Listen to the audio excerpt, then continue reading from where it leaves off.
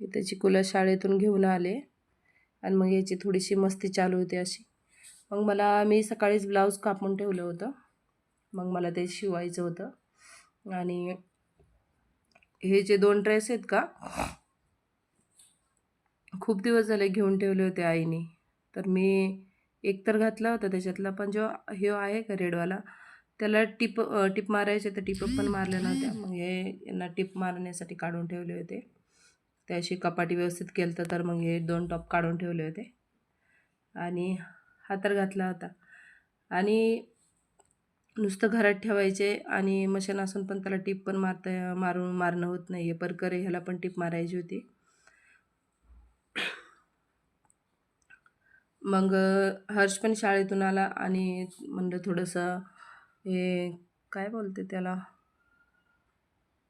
ह्या घुगऱ्यात तळिल्या आणि मग आम्ही खायला घेतले. त्यांना साध्यावाल्या दिल्या आणि मी मग कांदा टोमॅटो हे सगळं टाकून आहे ना, ते मी खाल्लं आणि त्यांनी साध्यावाल्या खाल्ल्या. चिकूला तर काही छान लागलं नाही आहे.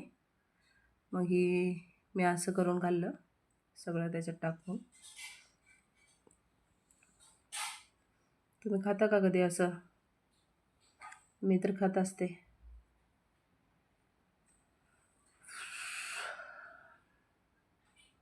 एकदम छान लागते असा. लिंबू वगैरे, मिरची पावडर, मीठ सगळं टाकलं आणि मस्तपैकी खाऊन घेतलं. एकदम छान लागत होता.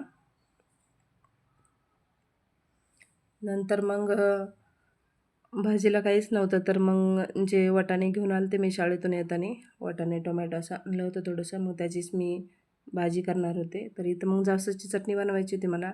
जवस घेतलं, शेंगदाणे, पुन्हा अजून लसूण हे सगळं घेतलं आणि त्याची चटणी केली. मग संध्याकाळी वाटाण्याची भाजी केली, हिरव्या वाटाण्याची. सीझन आहे तोपर्यंत खाऊन घ्या, नंतर खूप महाग होतं. अशी मग भाजी केली मी त्याची वाटून.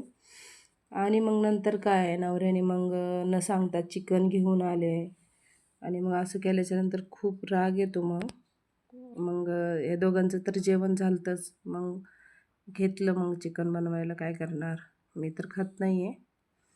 इथं कांदा बारीक करून घेतलं मस्तपैकी चिकन. डायरेक्ट कुकरमध्येच त्याला फोडणी दिली. असा संपला आमचा दिवस.